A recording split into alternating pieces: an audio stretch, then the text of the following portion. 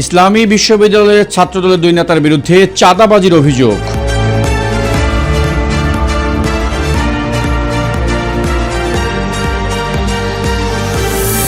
টেক্সাসে বন্যায় মৃতের সংখ্যা বেড়ে ৪৩, এখনও নিখোঁজ বহু মানুষ।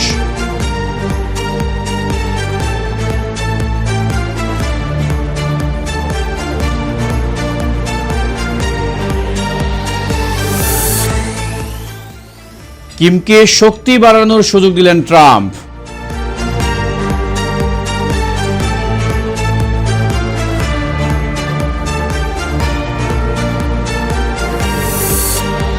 এবং ভারতে নেমে আর উঠতে পারছে না যুদ্ধবিমান F-35।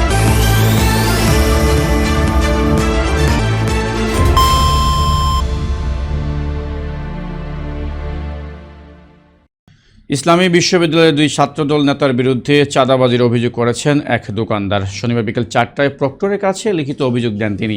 পরে সন্ধ্যা ৬টায় অভিযোগটি তুলে দেওয়া হয়। বিস্তারিত ডেস্ক রিপোর্টে। ইসলামী বিশ্ববিদ্যালয়ে দুই ছাত্রদল নেতার বিরুদ্ধে চাঁদা দাবির অভিযোগ করেছে এক দোকানদার।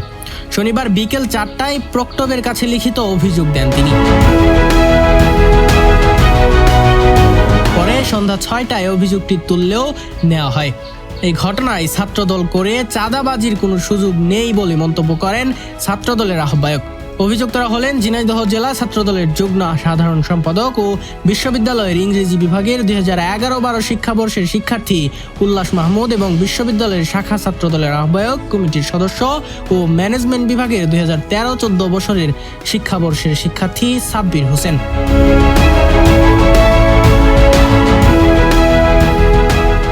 শাখা ছাত্রদলের আহ্বায়ক শাহেদ আহমেদ বলেন, আমি উভয়ের সাথেই কথা বলেছি, তারা বলেছে এসব কিছুই জানে না। তবে আমি স্পষ্ট বলছি, ছাত্রদল করে চাঁদাবাজির কোনো সুযোগ নেই। যদি কেউ এমন করে থাকে আমরা সাংগঠনিকভাবে তার ব্যবস্থা নেব।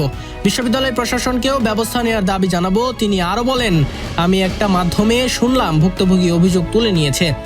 তাকে কোনো ধরনের চাপ দেওয়া হয়নি, সে স্বেচ্ছায় অভিযোগটি তুলে নিয়েছে। মোহাম্মদ ইমন হোসেন, নিউজ 21 নিউজ ডেস্ক। যুক্তরাষ্ট্রের টেক্সাসের মধ্যাঞ্চলে আকস্মিক বন্যায় এখন পর্যন্ত অন্তত ৪৩ জনের মৃত্যু হয়েছে। এদের মধ্যে ১৫ জন শিশু রয়েছে বলে জানিয়েছে কর্তৃপক্ষ। শনিবার কর্তৃপক্ষ জানায়, এখনও নিখোঁজ রয়েছেন বহু শিবিরবাসী, ছুটি কাটাতে আসা পর্যটক এবং স্থানীয় বাসিন্দা। বিস্তারিত ডেস্ক রিপোর্টে। যুক্তরাষ্ট্রের টেক্সাসের মধ্যাঞ্চলে আকস্মিক বন্যায় এখন পর্যন্ত অন্তত ৪৩ জনের মৃত্যু নিশ্চিত হয়েছে। এদের মধ্যে ১৫ জন শিশু রয়েছে বলে জানিয়েছে কর্তৃপক্ষ। শনিবার কর্তৃপক্ষ জানায়, এখনও নিখোঁজ রয়েছে বহু শিবিরবাসী, ছুটি কাটাতে আসা পর্যটক এবং স্থানীয় বাসিন্দা। তাদের খোঁজে ব্যাপক তল্লাশি চালাচ্ছে উদ্ধারকারীরা। ব্রিটিশ বার্তা সংস্থা রয়টার্স এই খবর জানিয়েছে। স্থানীয় সময় শুক্রবার অঙ্গরাজ্যের স্যান অ্যান্টোনিও শহরে প্রবল বর্ষণের ফলে সেখানকার গুয়াদালুপ নদীর প্রায় ২৯ ফুট বেড়ে যায় পানি।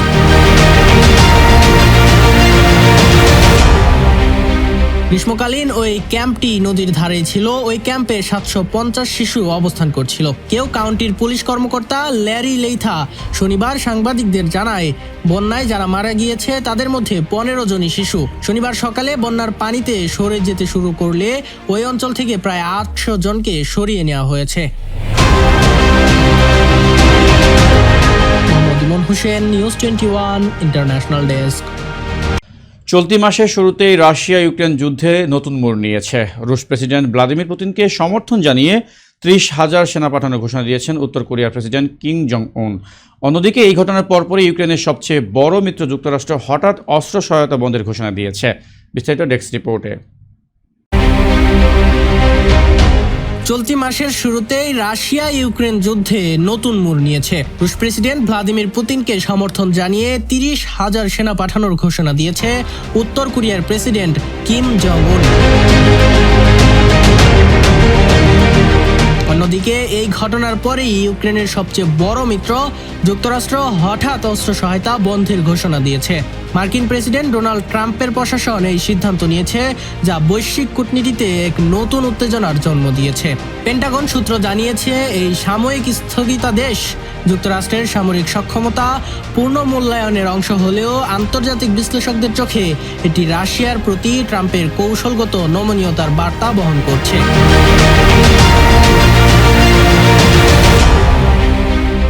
2022 সালের ফেব্রুয়ারিতে ইউক্রেনে রাশিয়ার সর্বাত্মক অভিযানের পর থেকে কিয়েভকে $100 কোটি সামরিক সহায়তা দিয়ে এসেছে যুক্তরাষ্ট্র। ইউক্রেনকে প্রায় $67 বিলিয়ন মূল্যের সামরিক সহায়তা দিয়েছে তারা। চলতি বছর জানুয়ারিতে ডোনাল্ড ট্রাম্প প্রেসিডেন্ট হিসেবে দায়িত্ব নেওয়ার পর তার শিবিরে অনেকে বলছে, ইউক্রেন সহ অন্য মিত্র দেশগুলোকে সামরিক সহায়তা দিতে গিয়ে মার্কিন অস্ত্র ভান্ডার খালি হওয়ার উপক্রম। এখনই লাগাম টেনে না ধরলে ভবিষ্যতে নিজেদেরই বিপদে পড়তে হবে। মোহাম্মদ ইমন হোসেন, নিউজ 21 ইন্টারন্যাশনাল ডেস্ক।